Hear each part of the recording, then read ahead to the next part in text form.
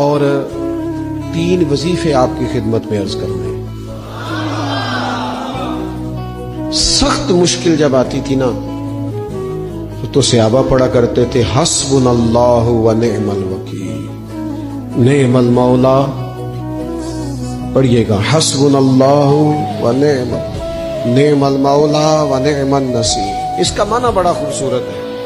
بالکل سادہ سا مختصر سا معنی کرے نا تو اس کا معنی یہ ہے میرے لیے اللہ ہی کافی ہے.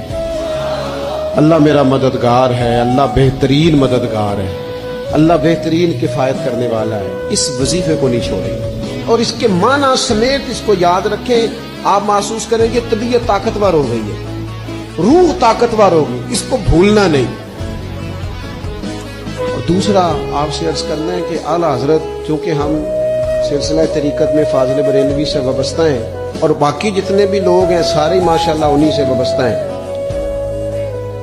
اعلیٰ حضرت نا لا حول ولا قوت الا باللہ العلی العظیم پڑھنے کی بڑی فضیلت بیان کریں. یہ ایسا وظیفہ ہے جو سب کو آتا ہے نا ماشاءاللہ. نبی پاک علیہ السلام نے فرمایا یہ اللہ کے عرش کے خزانوں میں سے خزانہ ہے. اعلیٰ حضرت فرماتے ہیں 99 دفعہ پڑھو لا حول ولا قوت الا باللہ العلی العظیم. فرمایا اللہ تعالیٰ تمہیں 99 بیماریوں سے شفا دے گا اور اس میں سب سے چھوٹی بیماری ٹینشن کی بیماری ہے.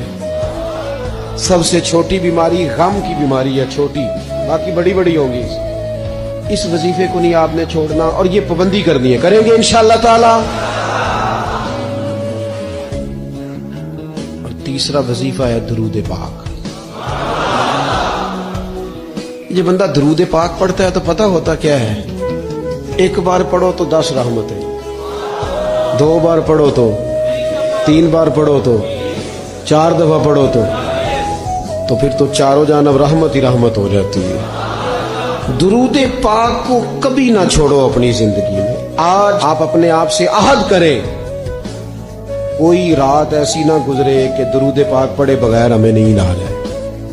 یہ ذہن بنا. یہ 2 وظیفے اور تیسرا درود پاک. چوتھی بات آپ کی خدمت میں یہ عرض کرنی ہے کہ رمضان شریف آ گیا ہے.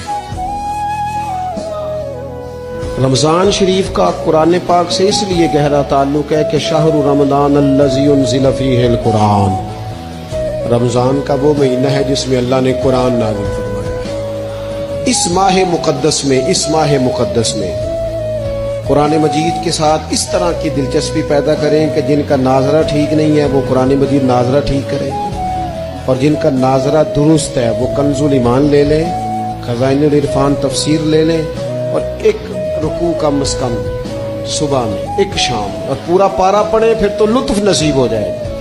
تھوڑا سا نا دلچسپی پیدا کریں قرآنی علوم کے ساتھ. بڑی خشکی ہے، بڑے شعر یاد ہیں، بڑی کہانیاں یاد ہیں، بڑی باتیں یاد ہیں، پر قرآن پاک کے ساتھ ہماری وہ دلچسپیاں موجود.